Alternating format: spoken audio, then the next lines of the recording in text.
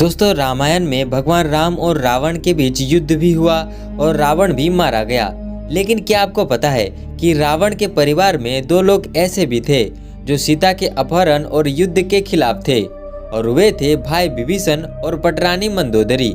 दोनों बिल्कुल युद्ध नहीं चाहते थे और लगातार रावण को माता सीता को राम जी को सम्मान पूर्वक लौटा देने के पक्ष में थे। लेकिन ऐसा हुआ नहीं, युद्ध हुआ और रावण मारा गया। इसके बाद राम जी ने लंका का राजपाट विभीषण को सौंप दिया।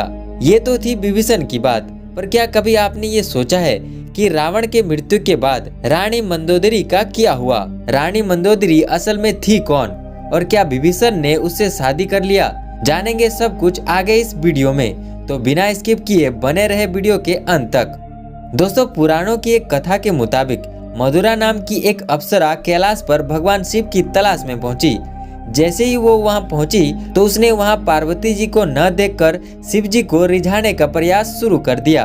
जब कुछ समय के बाद वहां पार्वती माता पहुंची तो उन्होंने मधुरा के शरीर पर शिव जी के भस्म लगा हुआ देखी और फिर वो ये सब देखकर क्रोधित हो गई। क्रोध में पार्वती जी ने मधुरा को श्राप दे दिया कि वह 12 सालों तक मेंढक बनी रहेगी और कुएं में उसका वास होगा। मधुरा को अपनी गलती की कीमत चुकानी पड़ी और बेइंतहा कष्ट का जीवन उनका शुरू हो गया। जिस समय ये सारी घटनाएं घट रही थी, उस समय कैलाश पर असुर राजा मायासुर अपनी पत्नी के साथ तपस्या कर रहे थे। वे दोनों एक बेटी की कामना के लिए तपस्या कर रहे थे। 12 सालों तक दोनों तप करते रहे। इधर मधुरा के श्राप का जब अंत हुआ तो वो कुएं में ही रोने लगी। सौभाग्य से असुर राजा और उनकी पत्नी दोनों कुएं के नजदीक ही तपस्या में लीन थे। जब उन्होंने रोने की आवाज सुनी तो कुएं के पास गए। वहां उन्हें मधुरा दिखी, जिसने पूरी कहानी सुनाई। असुर राजा ने कहानी सुनकर तपस्या छोड़ दिया और मधुरा को ही अपनी बेटी मान लिया और मधुरा का नाम बदलकर मंदोदरी कर दिया गया। असुर राजा के महल में मंदोदरी को राजकुमारी का जीवन मिला और वो अपनी नई जिंदगी में बेहद खुश थी। लेकिन इसी बीच उनकी जिंदगी में रावण ने एंट्री मारी। मंदोदरी के पिता मायासुर से मिलने रावण पहुंचा और वहीं उसने मंदोदरी को देखा और मोहित हो गया। उसने मायासुर से मंदोदरी का हाथ मांगा, लेकिन मायासुर ने ये प्रस्ताव ठुकरा दिया। तभी क्रोधित रावण मंदोदरी को अपहरण कर लाया और उससे दोनों राज्यों में युद्ध की स्थिति भी बन गई।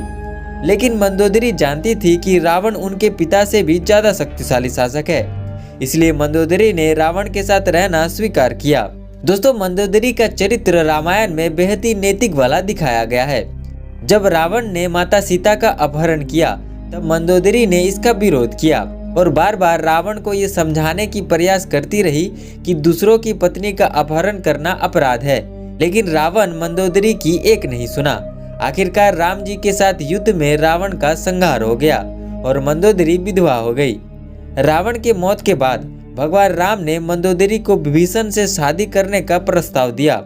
उन्होंने समझाया कि विभीषण के साथ मंदोदरी का जीवन बेहतर रहेगी, लेकिन मंदोदरी ने इस प्रस्ताव को अस्वीकार कर दिया। कहा जाता है कि एक बार फिर भगवान राम माता सीता और हनुमान जी के साथ मंदोदरी को समझाने गए। तब ज्योतिष की अखंड विद्यमान मंदोदरी को महसूस हुआ कि धार्मिक और तार्किक तौर पर विभीषण से विवाह करना गलत नहीं होगा, और ये महसूस होने पर उन्होंने विभीषण के साथ शादी करने की प्रस्ताव को स्वीकार किया। फिर विभीषण के साथ उनकी शादी हुई। हालांकि रावण के मृत्यु के बाद वाल्मीकि के रामायण ज्यादा कुछ नहीं कहती, लेकिन रामायण के दूसरे वर्जन में इसके बारे में काफी कुछ कहा गया है। तो दोस्तों, ये थी पूरी कहानी। आपका इसके बारे में क्या कहना है हमें कमेंट में जरूर लिखें। वीडियो को लाइक करके शेयर करें और ऐसे ही वीडियोस देखने के लिए चैनल को जरूर सब्सक्राइब करें।